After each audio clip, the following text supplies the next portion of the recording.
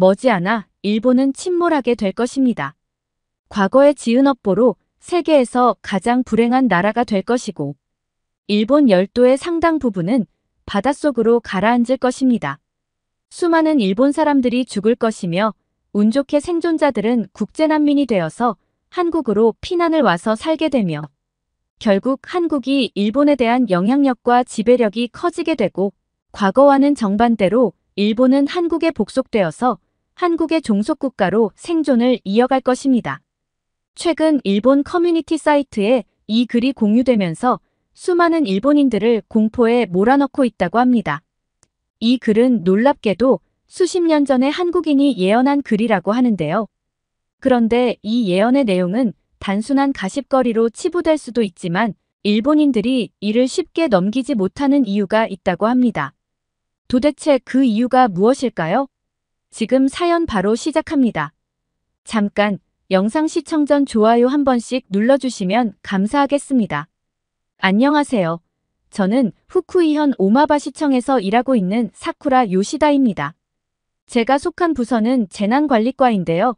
여기서 주로 지진이나 해일, 태풍 같은 자연재해에 대한 대비와 대응을 맡고 있어요. 최근 일본 정부에서 난카이 대지진 주의보를 발령하면서 나라 전체가 좀 혼란스러운 상황이에요. 지난 8일에는 미야자키 현에서 진도 7이 넘는 강력한 지진이 났죠. 사실 대지진 주의보는 일본 정부가 내린 첫 번째 사례인데요. 지진주의보 같은 경우는 잘못 내렸다가는 사람들한테 많은 혼란을 일으키고 그리고 사회생활에 많은 애로사항을 발생시킬 수 있기 때문에 이런 주의보는 굉장히 주의해서 내리고 있는 형편입니다. 그럼에도 불구하고 난카이에서 발생할 수 있는 초대형 지진에 대한 우려사항이 높기 때문에 그런 불안감을 일깨울 수 있음에도 불구하고 발령을 내게 된 것이죠. 사실 제가 있는 후쿠이현은 일본의 혼슈 섬 중앙부에 위치한 지역이라 난카이 지진의 직접적인 진앙과는 꽤 거리가 있어요.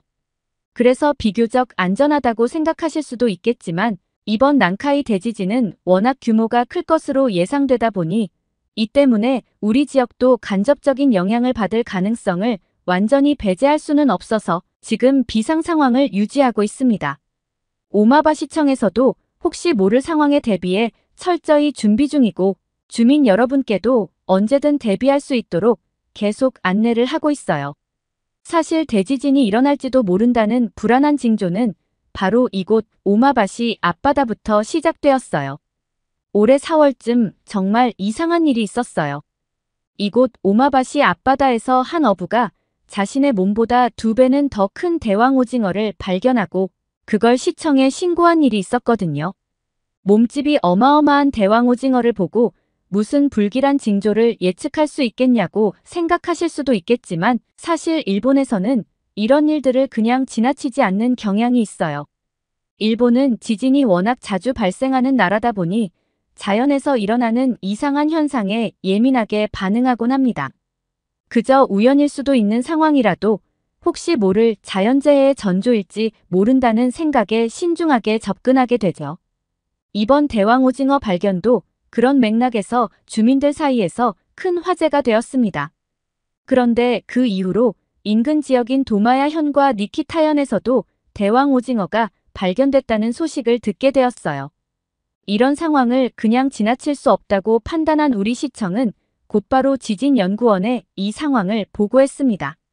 3m가 넘는 대왕 오징어는 보통 심해에 사는 생물로 분류되는데 이런 심해 생물이 수면 위로 떠올라 일본 앞바다에서 발견되는 일은 매우 드문 일이니까요. 역사적으로도 사람들이 심해 생물을 직접 볼 기회는 거의 없었죠. 그런데 이번에 연달아 대왕 오징어가 발견되었다는 것은 뭔가 비정상적인 일이 벌어지고 있다는 신호라고 생각했고 결국 바닷속 깊은 곳에서 엄청난 지각 변동이 일어나고 있다는 결론에 다다를 수밖에 없었던 거죠. 이 소식이 알려지자 일본인들은 하나같이 이번 사건을 대지진의 전조 증상으로 받아들이고 있습니다. 사람들은 대체 무슨 일이 벌어지려고 하는 것이냐며 크게 두려워하고 있어요.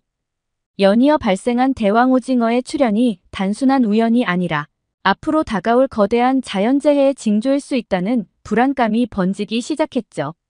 그리고 이러한 사건들은 일본 내 여러 커뮤니티 사이트에서도 자주 언급되면서 많은 사람들이 불안한 마음을 댓글로 표현하기도 했습니다. 대왕오징어의 연이은 출현이 대지진의 전조가 아닌지 우려하는 목소리들이 점점 커져갔죠. 하지만 일본 정부는 불안해하는 국민들을 진정시키기 위해 심해 생물이 물 위로 올라오는 현상과 지진 사이에 과학적으로 연관성을 지을 만한 근거는 없다고 밝혔고 사람들은 차츰 안정을 되찾아갔어요. 하지만 최근 정부가 결국 유례없는 대지진 주의보를 발동하면서 일본인들의 공포감은 최대치에 달하고 있습니다. 이번 주의보는 그동안 경험하지 못했던 규모의 재해가 다가올 수 있다는 불안을 더욱 증폭시키고 있죠. 지진이 발생한다고 생각하면 두렵기 그지없지만 그렇다고 지진이 늦어진다 해도 마음을 놓을 수 없는 상황이에요. 시간이 지날수록 지진의 에너지는 더욱 축적되고 커진다고 하더군요. 게다가 일본의 여러 커뮤니티 사이트에서는 일본의 멸망을 예언한 글들이 공유되면서 사람들의 두려움이 더욱 커져가고 있습니다. 저도 처음 그 예언의 글을 접했을 때는 그냥 무시했어요. 단순히 사람들이 만들어낸 가짜 뉴스 같은 것이라고 생각했거든요. 그런데 시간이 지나면서 그 예언가가 실제로 적중시킨 일련의 사건들을 알게 되면서부터는 더 이상 그 예언가의 글을 가볍게 볼 수 없게 되었습니다. 게다가 그 예언가는 한국인이라고 했는데 저도 한국과의 우연한 인연으로 한일 역사의 진실을 알고 있기에 이 예언이 더더욱 단순한 허구라고 생각할 수만은 없더라고요. 그래서 저 역시 불안한 마음을 감출 수가 없었어요. 불안한 마음에 저는 그 한국인 예언가에 대해서 좀 더 알아보기로 했죠. 수십 년 전에 일본의 몰락을 예언한 사람은 타너스님이라는 대한민국의 승려였습니다. 그분은 서양의 노스트라다무스와 미타르 타라빗, 에드가 케이시 같은 대단한 예지력을 지닌 예언가들처럼 한국판 노스트라다무스라고 할 수 있는 분이라고 하더라고요. 타너스님은 동양학의 정통한 지식을 갖고 있는 대한민국의 몇 되지 않은 학생으로서 정역, 주역, 화엄경의 대가로 알려진 인물로 타너스님은 한국 불교계에서 역사 이래로 한국의 뛰어난 3대 고승으로 불리우면서 불교인들로부터 커다란 존경을 받는 인물이었습니다. 그런데 타너스님이 타의 추종을 불허할 정도로 그분만이 가진 아주 독보적인 능력을 하나 갖고 있는데 그게 바로 미래의 일을 알아맞추는 예언의 능력이라고 했어요. 타너스님이 정통한 주역은 원래 미래의 일을 점치는 학문인데 그는 정역과 주역을 독자적으로 풀이해서 미래에 발생할 일들을 예측해내는 탁월한 능력을 갖고 있었던 거죠. 타너스님을 동방의 노스트라다무스라고 부르는 데에는 그가 정역과 주역을 바탕으로 미래의 수많은 사건들을 예언해서 적중시켰기 때문이었는데요. 타너스님은 죽기 전에 미래에 대해서 수많은 예언들을 했는데 그의 예언 중 현재까지 진행된 예언 중에는 실제로 적중한 예언들이 상당히 많이 있어서 그는 가히 동방의 최고의 예언가라고 할 만하더라고요. 타너스님의 여러 예언들 중 제가 너무 놀랐던 것들 몇 개를 말씀드려보자면 타너스님은 죽기 몇 년 전에 자신이 죽을 것과 죽는 날짜까지 예언을 했는데 실제로 그는 정확하게 자신이 예언한 날의 죽음으로써 세상 사람들을 놀라게 하셨고 게다가 한국 전쟁이 발발할 것을 예언했는데 한국 전쟁의 년도와 날짜, 새벽 5시에 일어난다는 시간까지 정확하게 맞추어서 또 한 번 사람들을 놀라게 했답니다. 그리고 타너스님은 월남전이 발발할 것과 미국이 월남전에 뛰어들어서 월맹군과 전쟁을 치른다는 것을 정확히 예언했고 그 전쟁에서 미국이 패배할 것을 예언했는데 많은 사람들은 이것을 믿지 않았지만 실제로 월남전에서 미국이 패배하면서 그의 예언이 그대로 적중하고 말았다네요. 그리고 정말 놀라운 예언들은 일본에 대한 예언들이었어요. 타너스님은 일본의 고베 대지진을 정확히 예언하셨더라고요. 타너스님은 생전에 자신이 죽은 후 12년이 지난 후에 고베 대지진이 일어날 거라고 예언했고 사망자 수와 피해 규모까지 예언했는데요. 실제로 타노 스님이 죽은 후 12년이 되는 해인 1995년도에 고베 대지진이 일어났을 뿐만 아니라 사망자 수와 피해 규모까지 타노 스님의 예언과 정확히 일치했어요.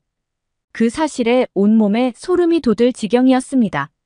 그리고 마지막으로 많은 일본 사람들이 타노 스님의 일본의 미래에 대한 예언과 난카이 대지진을 연관지어서 불안에 떨고 있는데요. 그 내용은 미래에 일본 열도의 상당 부분이 바닷속으로 가라앉는다는 것이었어요. 즉, 앞으로 일본 열도의 3분의 2가 바닷속으로 침몰되어서 수많은 일본 사람들이 죽을 것이며 운 좋게 생존한 사람들은 국제난민이 되어서 주로 한국으로 피난을 와서 살게 된다는 내용이었어요.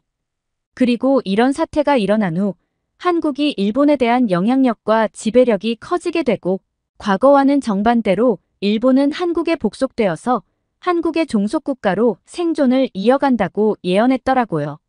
그러면서 이처럼 일본이 장래에 국가적으로 엄청난 환란을 당하게 된 데에는 특별한 이유가 있다고 타노 스님이 말씀하셨다고 합니다.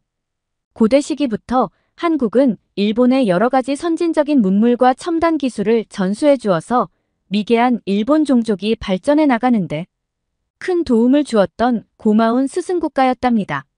그런데 탐욕스러운 일본인들은 자신들에게 도움을 베풀어준 한국에 대해 온갖 침략 행위를 일삼는 등 은혜를 원수로 갚는 배은망덕한 행위를 저질렀기 때문에 하늘의 법칙인 인과응보의 법칙이 적용되어서 일본 열도가 침몰되는 엄청난 환란을 겪게 된다는 것이었죠. 인과응보라는 단어를 들었을 때 저는 자연스럽게 고개를 숙일 수밖에 없었습니다. 타노 스님 말씀처럼 과거에 일본이 한국에 엄청난 고통과 상처를 주었던 것은 부정할 수 없는 사실이니까요. 그런데 진심 어린 사과는커녕 오히려 역사 왜곡까지 하는 상황을 보면서 제가 하늘의 신이라도 화가 날 것 같다는 생각이 들었습니다. 사실 저도 한국에 대한 미안한 마음을 가지게 된 지 얼마 되지 않았어요. 그동안 일본에서 살면서 제대로 된 역사를 배울 기회가 거의 없었고 일본이 한국에 충분한 보상을 했는데 왜 한국은 지난 과거에만 사로잡혀 아직도 이 문제를 계속 이야기하는 걸까 하는 생각을 했었죠. 솔직히 말하면 그런 반복되는 이야기가 지겹게 느껴지기도 했습니다. 그런데 제가 우연한 기회에 한국을 다녀오고 나서 그 생각이 정말 잘못되었다는 것을 깨달았습니다. 한국에서 직접 보고 들은 것들이 너무도 충격적이었고 제가 그동안 얼마나 편협하게 생각해왔는지를 알게 되면서 큰 반성을 하게 되었어요. 그 후로는 그런 잘못된 생각을 하며 평생을 살아왔다는 사실이 너무 부끄러워서 한동안 정말 힘들었습니다. 제가 한국에 가게 된 계기는 한국인 친구 영선이를 만나기 위해서였습니다. 영선이는 일본으로 유학을 왔었는데 사실 저는 어렸을 때부터 소심하고 내성적인 편이어서 제 주변엔 언제나 친구가 없었어요. 심지어 저를 괴롭히는 친구들도 있을 정도였고 인간관계에서 상처를 받은 저는 친구를 만들고 싶다는 생각조차 해본 적이 없었죠. 그런데 그런 저를 세상 밖으로 꺼내준 사람이 바로 영선이에요. 지금 생각해보면 영선이도 낯선 일본에 와서 적응하느라 힘들었을 텐데 그 와중에 일본인인 저를 챙겨준 걸 보면 정말 대단한 친구라는 생각이 들어요. 영선이랑은 같은 교양 수업을 듣다가 알게 되었는데 영선이는 언제나 혼자인 저를 보면서 신경이 쓰였다고 하더라고요. 그래서 수업이 끝나면 같이 밥 먹으러 가자. 인기 가수의 앨범이 나왔는데 같이 사러 가자. 일본에서 맛집 좀 알려달라며 저에게 다가와 주었어요. 그렇게 자연스럽게 영선이와 가까워졌고 처음으로 친구가 생겼다는 사실이 너무 기뻤어요. 영선이가 아니었더라면 여전히 저는 혼자였을지도 몰라요. 영선이는 저에게 친구의 의미를 그리고 인간관계의 따뜻함을 다시금 깨닫게 해준 소중한 존재였죠. 그런 영선이는 대학을 졸업하고 다시 한국으로 돌아가서도 저를 잊지 않고 꾸준히 연락도 해왔어요. 그리고 일본에서 자기에게 도움을 많이 줬으니 한국에 꼭 한번 놀러 오라고 하더라고요. 저도 그런 영선이가 보고 싶어서 처음 여권을 만들어서 한국에 갔습니다. 영선이가 공항까지 마중 나와줬고 저를 한국의 이곳저곳을 데리고 다니면서 소개해줬어요. 특히 영선이랑 같이 갔던 청계천에서의 기억이 너무나 좋았어요.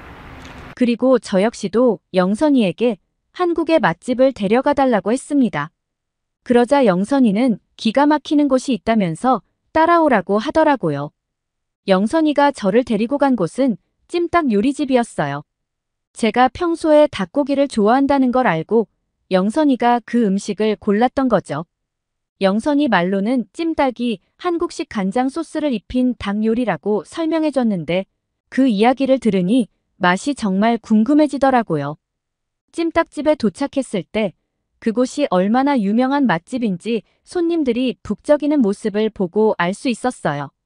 손님이 이렇게 많으니 정말 맛있는 집인가 보구나 하는 생각이 들었죠. 그런데 테이블에 앉은 후 제가 가장 놀랐던 건 테이블 위에 가득 차 있던 수많은 반찬들이었어요. 이 수많은 반찬들이 전부 무료라는 사실에 꽤 충격을 받았죠. 영선이가 계속 달라고 하면 반찬을 계속 준다고 하길래 더 놀랐어요. 일본에서는 보통 반찬의 종류도 많지 않고 추가할 때마다 돈을 지불하는 게 당연하다고 생각했었거든요. 그래서 반찬 추가 주문은 당연히 비용이 발생한다고 여겼던 저에게는 정이 넘치는 한국의 반찬 문화가 정말 신기하더라고요. 영선이는 웃으며 부담 없이 실컷 먹으라고 했어요. 그리고 잠시 후에 메인 요리인 찜닭이 나왔는데 처음 간장 찜닭을 보았을 때부터 그 향기에 강하게 끌렸어요. 마늘과 생강 등 다양한 양념이 어우러져 만들어낸 풍부한 향이 주변에 퍼져나가면서 제가 이전에 경험하지 못한 한국 음식 특유의 향이 제 코를 자극했죠. 그렇게 맛본 찜닭은 제 기대를 저버리지 않았습니다. 한입 베어 물었을 때 간장의 깊은 풍미가 고기에 완벽하게 스며들어 있었고 그 맛이 입안 가득 퍼지면서 정말 감탄할 수밖에 없었어요. 닭고기는 부드럽고 촉촉해서 한 조각 한 조각 먹을 때마다 놀라울 정도로 맛있었죠. 태어나 처음 맛본 이 음식에 너무 감동해서 영선이에게 정말 고맙다는 말을 거듭했어요. 그렇게 영선이랑 한국 여행을 하면서 영선이는 일본인인 나에게 왜 이렇게 잘해주지? 한국 사람들은 일본인들을 미워한다고 하던데 내가 밉지 않나? 라는 생각이 문득 들더라고요. 그래서 언젠가 제가 영선이한테 일본에 대해 물어본 적이 있습니다. 과거 일본의 역사 때문에 일본을 싫어하지는 않냐고 물어보자 영선이는 그건 과거의 잘못이고 현재 너의 잘못이 없기에 싫어할 이유가 없다고 하였죠. 다만 내가 한국과 일본에 대한 역사를 잘못 알고 있을 때 벽이 느껴진다고 했어요. 이를테면 일본에서는 과거에 일본이 한국이 잘 살 수 있도록 도와준 거라고 배웠다는 발언을 제가 한 적이 있었다네요.